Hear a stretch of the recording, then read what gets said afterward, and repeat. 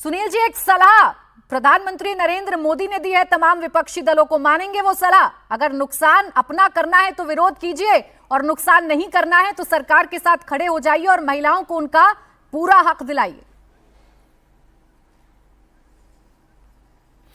देखिए प्राची जी, ये पूरा देश जानता है कि आदरणीय प्रधानमंत्री जी पिछले 12 सालों से इस देश को केवल गुमराह कर रहे हैं। कभी महंगाई के नाम पर, कभी बेरोजगारी के नाम पर, कभी देश की सीमाओं के नाम पर, कभी गिरते हुए रुपए के नाम पर। तो मुझे लगता है कि प्रधानमंत्री जी जो आज बोले हैं, देखिए एक बात तो पहले ये साफ हो जाए कि समाजवादी पार्टी महिला आरक्षण के खिलाफ नहीं है।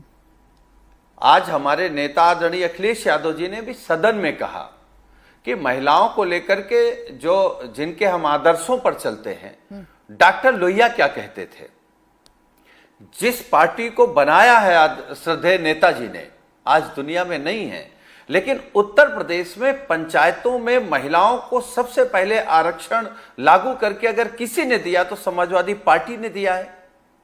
तो हम महिला के आरक्षण के खिलाफ नहीं है, लेकिन ये जो भारतीय जनता पार्टी तिकड़म करती है, कहती कुछ है करती कुछ है। नोटबंदी के समय यही प्रधानमंत्री जी क्या कह रहे थे कि देश चाहेगा तो हम चौराहे पे खड़े हो जाएंगे।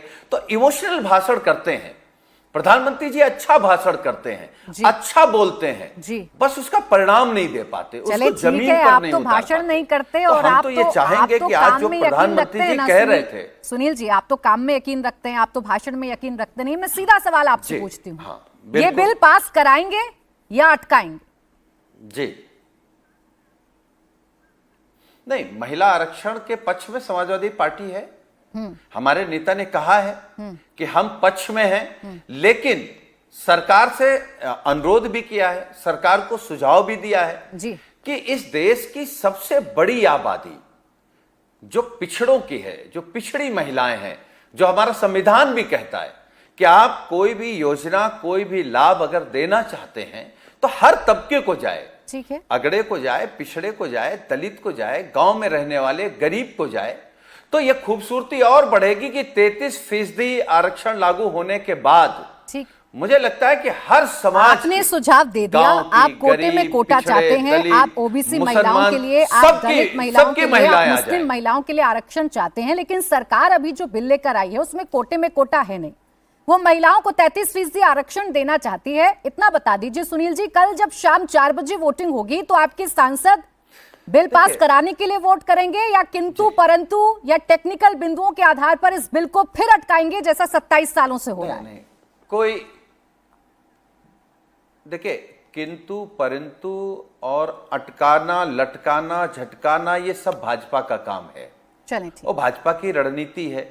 भाजपा को चुनाव दिखाई दे रहा है, इसलिए महिला आरक्षण समझ में आ रहा है। भाई 12 साल से तो खुद प्रधानमंत्री जी हैं, आज सदन में कह रहे थे कि 3 दशकों से रुका हुआ है, तो 3 दशक में 1 दशक से ज्यादा तो आपका कार्यकाल हो गया।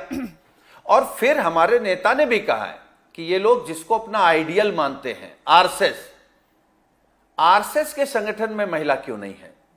मतलब केवल पुरुष ही नवनिर्माण करेंगे, भारत का निर्माण करेंगे, महिलाओं को आप क्षमतावान नहीं मानते हैं। जवाब तो आपको शाजिया जी देंगी, लेकिन मैं आपसे जो जानना चाह रही थी उसका जवाब अगर मैं ठीक समझी हूं सुनील जी, तो इसका मतलब यह है कि कल शाम 4 बजे जब वोटिंग होगी तो समाजवादी पार्टी के जितने भी सांसद हैं वो किंतु परंतु छोड़कर, इफ पर छोड़कर सरकार के साथ खड़े होंगे, क्योंकि आप महिलाओं के हितैषी हैं। मैं ठीक कह रही हूं? वोटिंग जाएगी भाई इसके पक्ष में, पास हो जाएगा कल हमारी देश की आधी आबादी को पूरा हक मिल जाएगा।